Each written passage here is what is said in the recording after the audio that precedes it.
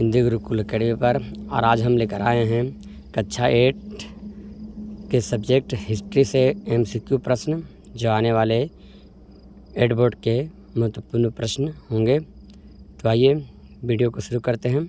और आप अगर हमारे चैनल पर नए हैं तो आप हमारे चैनल को सब्सक्राइब कर लीजिए, क्योंकि हम इसी तरह का वीडियो प्रत्येक पाठ का MCQ का वीडियो डालने वाले हैं। तो आइए शुरुआत करते हैं। तो पहला प्रश्न है हमारे कि राष्ट्रीय संग्रहालय और राष्ट्रीय अभिलेखागार कहाँ पर स्थित है।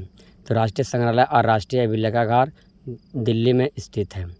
चलिए, भारतीय इतिहास के औपनिवेशिक युग से क्या अभिप्राय है। चलिए, दूसरा में हमारा है जो भारतीय इतिहास के औपनिवेशिक युग से क्या अभिप्राय है। तो हम सभी यह जानते हैं कि हमारे देश को औपनिवेशिक किसने बनाया था, तो ब्रिटिश ने बनाया था। इसलिए इसका सही आंसर क्या हो जाएगा, ब्रिटिश काल। इतिहास को कितने कालों में विभाजित किया गया, तो ये भी हम सभी को पता है कि इतिहास को जेम्स मिल के द्वारा हिंदू, मुस्लिम और ब्रिटिश काल में जब विभाजित किया गया था, जो 3 प्रकार के थे। तो हम 3 पर टिक करेंगे, तो इसका सही आंसर 3 हो जाएगा। अगला प्रश्न है हमारा कि जेम्स मिल स्कॉटलैंड द्वारा लिखित पुस्तक का नाम क्या है।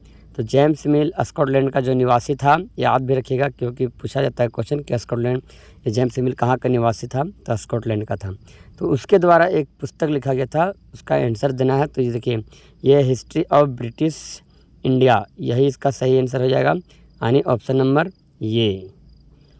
अगला प्रश्न है आपका 5वां प्रश्न है कि भारत में 1817 में भारत के इतिहास को हिंदू, मुस्लिम तथा ब्रिटिश नामक 3 कालों में बांटने वाला स्कॉटलैंड का दार्शनिक कौन था।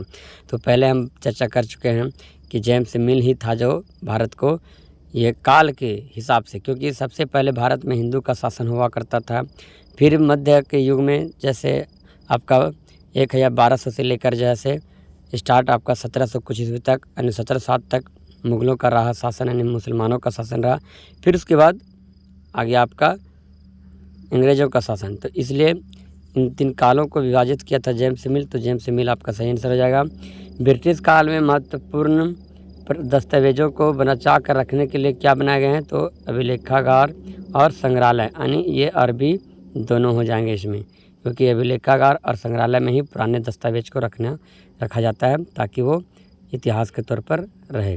अगला प्रश्न आपका 7 में है कि अंग्रेजी काल में जनगणना के माध्यम से निम्न जानकारी प्राप्त की जाती है। तो अंग्रेजी काल में जनगणना के माध्यम से निम्न जानकारी प्राप्त की जाती है। तो लोगों की संख्या, उनकी जाति या उनके व्यवसाय, यानी उपयुक्त सभी होगा, क्योंकि जनसंख्या तो एक संख्या भी होती है, जाति का भी जन होता है और उनके व्यवसाय भी होता है। क्योंकि आपके घर में भी कोई आते होंगे तो पूछता होगा आपके घर में लोग कितने हैं, आप किस जाति के हैं, आपके घर के लोग व्यवसाय क्या है।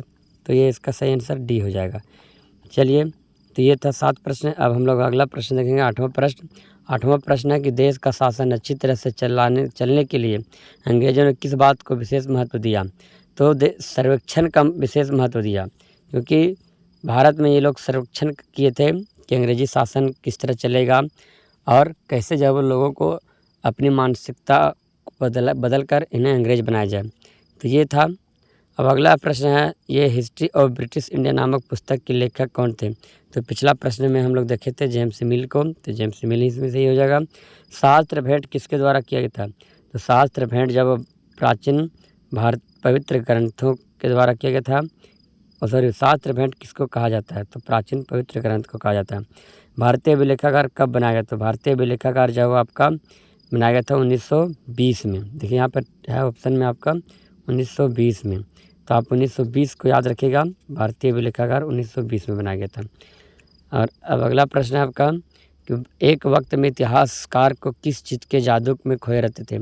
तो एक वक्त जब इतिहासकार सिर्फ तारीखों के जादू में खोए रहते थे, क्योंकि लोगों का एक भ्रम भी था कि इतिहास सिर्फ तारीखों का डेट है। लॉर्ड वारन हेस्टिंग भारत के गवर्नर जनरल कब बने।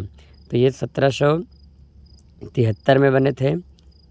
ठीक है, ये रेगुलेटिंग एक्ट आया था, तो उस समय गवर्नर जनरल का शुरुआत हो गया था।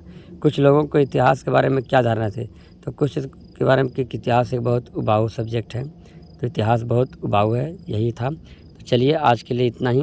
मिलेंगे फिर से कल हम लोग नेक्स्ट वीडियो के साथ। और अगर किन्हीं को PDF चाहिए तो आप कमेंट करें, आपको PDF जो है वो कुछ रुपये में दी जाएगी, वो भी पूरे पार्ट की और पूरे सब्जेक्ट की। धन्यवाद।